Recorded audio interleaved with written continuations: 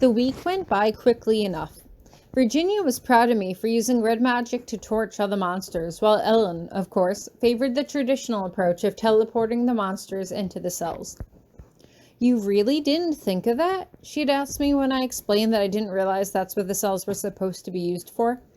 "That doesn't seem like you at all."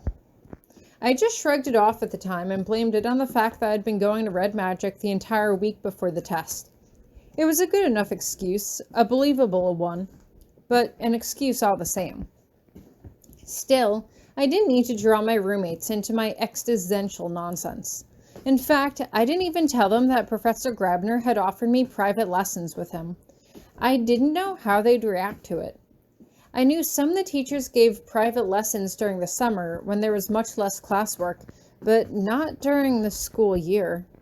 I was pretty sure Professor Grabiner didn't even offer private lessons as a rule. He couldn't stand being around students. He hated them. So why did he want to be around me? Why was I special? Because I had stood up to him? Or was there something else? As it turns out, though, I didn't have much to worry about. Professor Grabiner was no friendlier to me than he was in class, so it didn't bother me as much. The thing that did bother me, though, was the fact that we weren't really doing any blue magic. We weren't even really doing any regular magic. We were doing something that I could only best describe as memory exercises. For example, one day he put together a Rubik's Cube and then made me try to unsolve it exactly the way he had solved it. I wasn't quite sure what it was supposed to prove, but he sat there and watched me the entire time, arms folded across his chest as I struggled to turn it this way and that. I couldn't tell from his expression whether he was sulking or annoyed at my lack of progress. He never said anything. He seemed content to just sit there and watch me silently.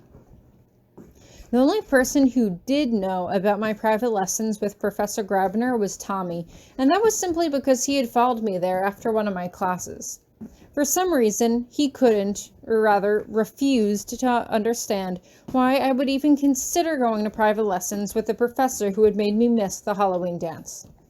I went to the Halloween dance last year, so it wasn't as big of a deal to me, but I suppose it was Tommy's first dance at the school, and having his date bail on him at the last second for detention was kind of a blow. Regardless, he still tried to persuade me to hang out with him and skip going to private lessons. He was not happy with what I chose. The second week of December brought upon the annual Secret Santa tradition of gift giving. Last year, I had gotten Virginia, and due to a major snowstorm, we had all stayed in the gym and made cards for each other.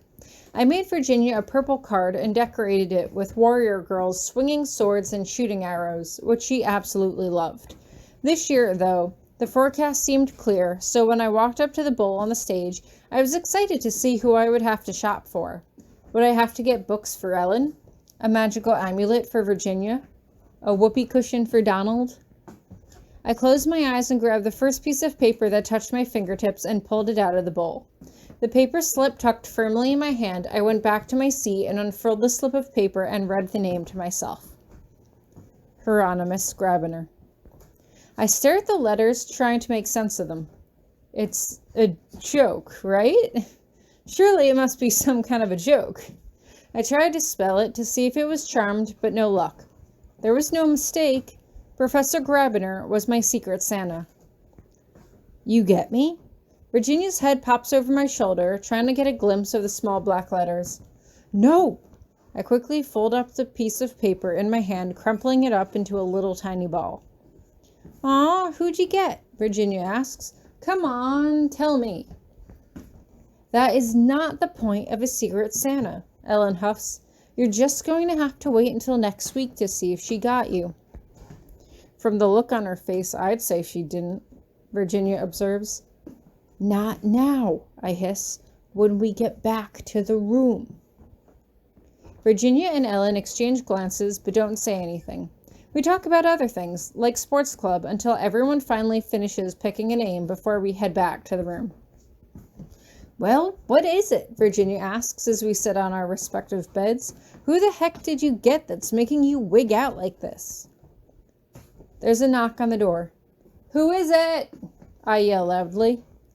Donald, he calls back. Okay, you can come in, I say. The door opens slightly and he comes in, but his grin disappears when he sees our faces. Am I interrupting a secret meeting? He asks. I don't know, Virginia says with a pointed look in my direction, just waiting for Tori to spill the beans on who she got for her secret Santa. I gulp. It's just a name, but for some reason I have trouble getting the words out. Grabby. No way, Donald says, but I unfold the paper and hold it out to them. His first name is Hieronymous, Ellen says quickly, pronouncing it perfectly on her first try. How did I not know that? Donald laughs. Wait, you get a teacher? Virginia asks. Is that even allowed? Maybe Professor Potsdam wants me to thank him for the private lessons he's been giving me. I wonder aloud. Private lessons? Ellen asks quietly. The room is suddenly a lot quieter than it was a minute ago. Did I not, I hesitate, happen to mention that at all? They all sit there quietly. Why is he giving you private lessons? Ellen asks after another awkward moment of silence has passed. I'm not sure, I say. It's not even really lessons. It's more like memory games or something. Maybe he thinks you have brain damage, Donald teases. Oh, if he does, then I think you should be in there right alongside me, I tease back. Well, have you asked him? Virginia asks. I pause. I had considered asking him, but this was Professor Grabiner we were talking about. I could ask, but I wasn't exactly guaranteed a straight answer if I did. Well, I can ask him when I give him his present. What are you going to get him? Ellen asks.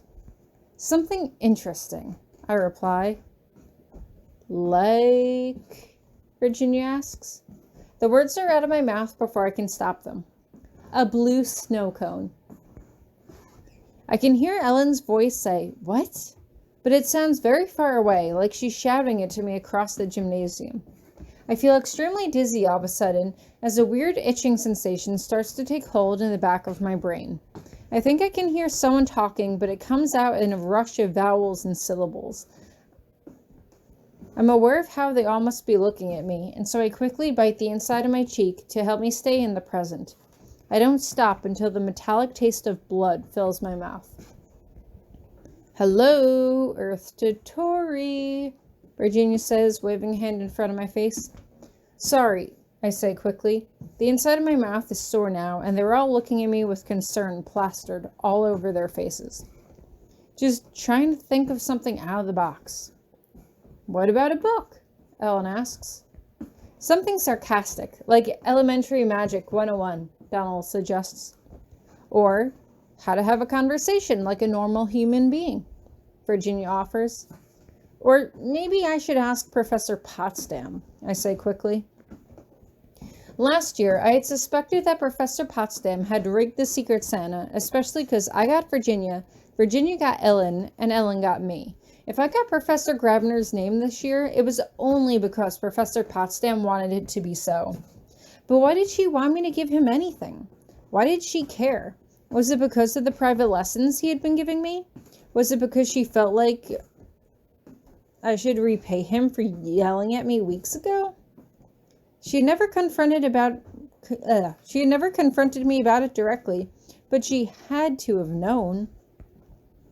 I scratched the back of my head where the itching sensation had crept up moments before. There was nothing there now but a dull ache. Even still, thinking it over, I could dissect the words in my head. 9 words, followed by a girlish giggle. It sounded like my voice, at least I think it did. But when would I have said them? And to who? And why couldn't I remember? I repeat the words over and over again in my head, trying to make sense of them. But have you ever had a blue snow cone?